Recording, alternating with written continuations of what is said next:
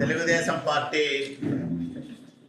జాతీయ కార్యనిర్వాహక అధ్యక్షుడి హోదాలో తొలిసారిగా రాయదుర్గం వస్తున్న మా యువ నాయకుడు నారా లోకేష్ బాబు గారికి ఘనంగా స్వాగతం పలకడానికి అన్ని ఏర్పాట్లు చేశాం.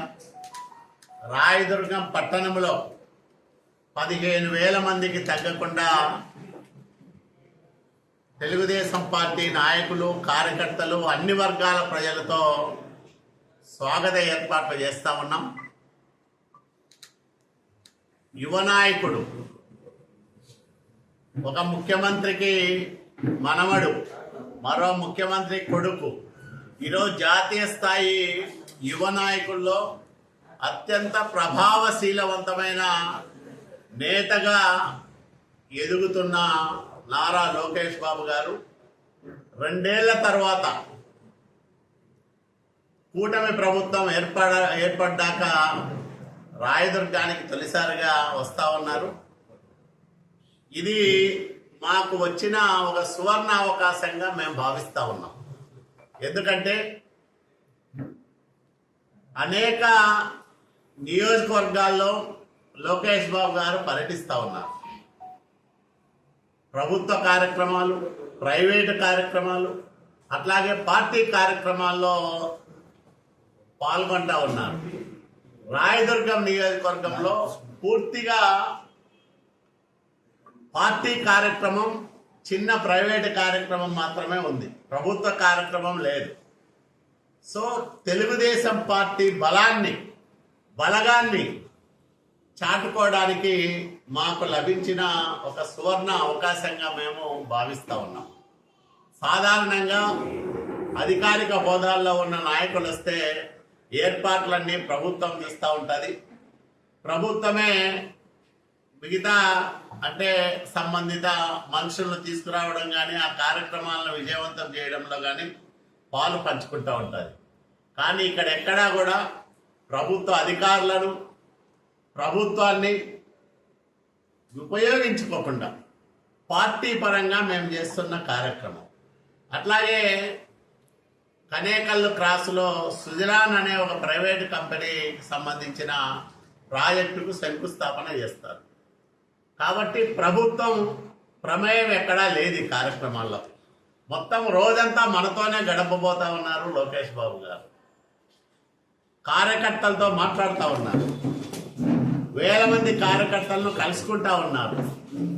దీనివల్ల ఈ ప్రాంత ప్రజల అవసరాలు, భవిష్యత్తులో ఇక్కడ చేపట్టాల్సిన కార్యక్రమాలపైన ఆయనకు మరింత స్పష్టత వచ్చేదానికి అవకాశం వస్తుంది.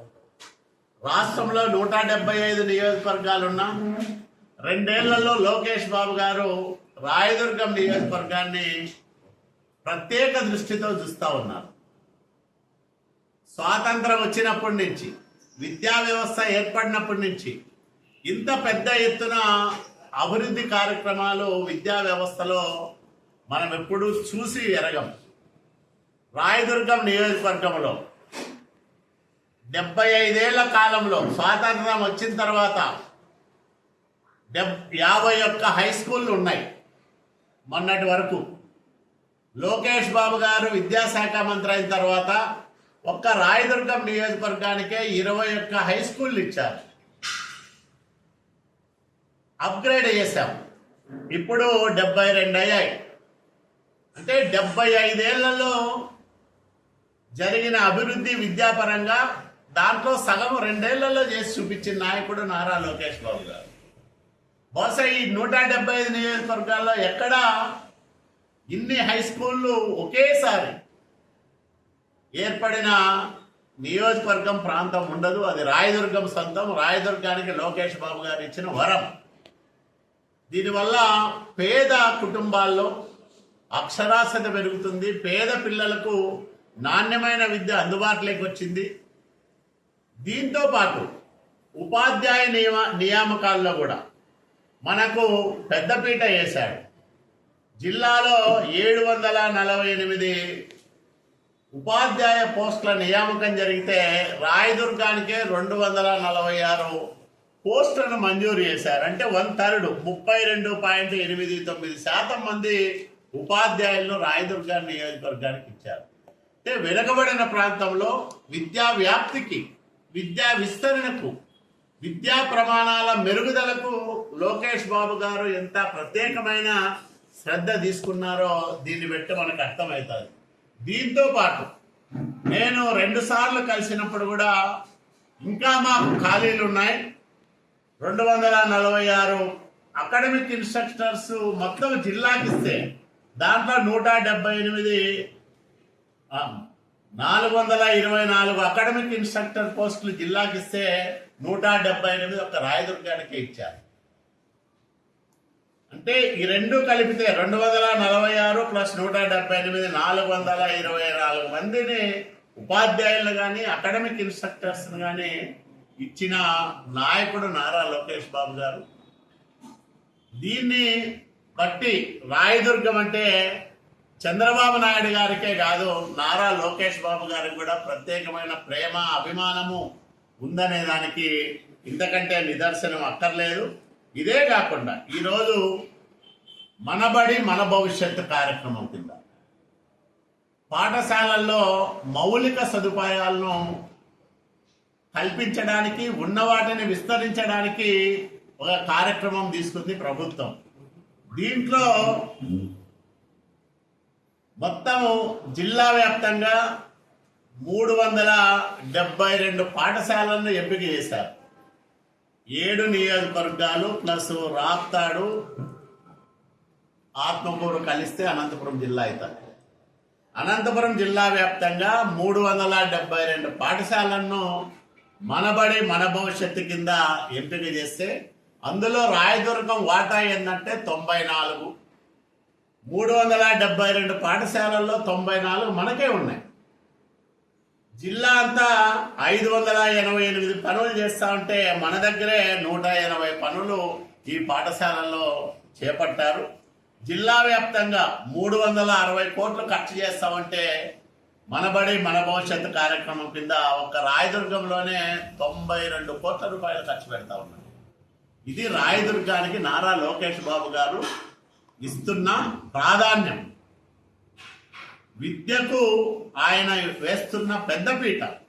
వెనుకబడిన వర్గాలు అధికంగా ఉండే ప్రాంతం, బడుగు బలహీన వర్గాలు ఎక్కువగా నివసిస్తున్న ప్రాంతం, పేదలు అట్లాగే వలస కార్మికులు, వలస కూలీలు అధికంగా ఉండే ప్రాంతం.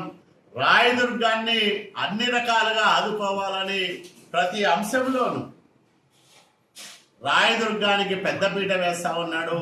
జిల్లాకు 100 రూపాయలు ఇస్తే 33 రూపాయలు నాకు ఇస్తా ఉన్నాడు. ఇంతకంటే ఏ నాయకుడు, బహుశా మంగళగిరికి కూడా ఆయన ఇన్ని నిధులు ఇచ్చినాడు, మనకిస్తా ఉన్నాడు. కాబట్టి చంద్రబాబు నాయుడు గారి ఆశీస్సులతో రాయదుర్గం నియోజకవర్గానికి అభివృద్ధిని పరిచయం చేశాం. 14-19 మధ్య కాలంలో ఆగిపోయిన అభివృద్ధిని తిరిగి ప్రారంభం చేశాం 2 ఏళ్ల కాలంలో.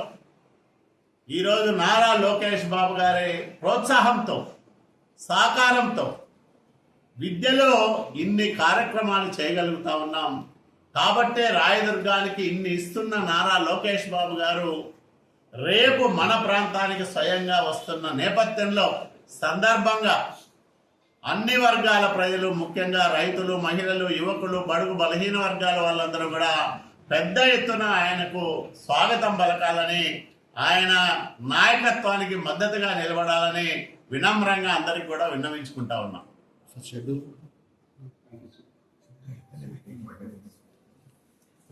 7-10 గంటలకు బయలుదేరతారు. 8:30కు జిందాల్ ఎయిర్పోర్టులో దిగుతారు.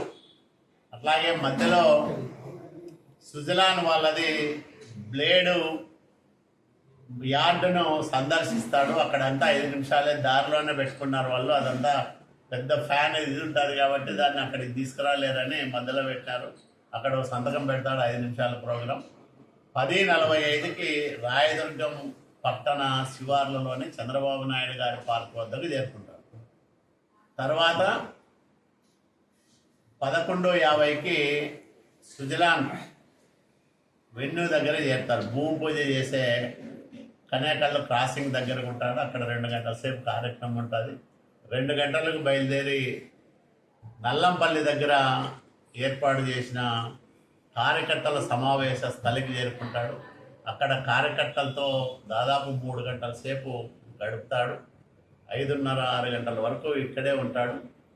ఉదయం 10 గంటలకు ఎంటర్ అయితే మన నియోజకవర్గంలో సాయంత్రం 6 గంటల వరకు ఉంటాడు. కాబట్టి ఇంత సమయం మనకు కేటాయించినందుకు రాయదుర్గం ప్రజలందరి తరఫున లోకేష్ బాబు గారికి కృతజ్ఞతలు తెలియజేస్తూ ఆయన పర్యటనను అడుగడుగునా విజయవంతం చేసే బాధ్యతను తెలుగుదేశం పార్టీ నాయకులు కార్యకర్తలందరూ కూడా తీసుకున్నారు. ఇప్పటికే ఎక్కడికెక్కడ ఏర్పాట్లు చేస్తూ ఉన్నారు.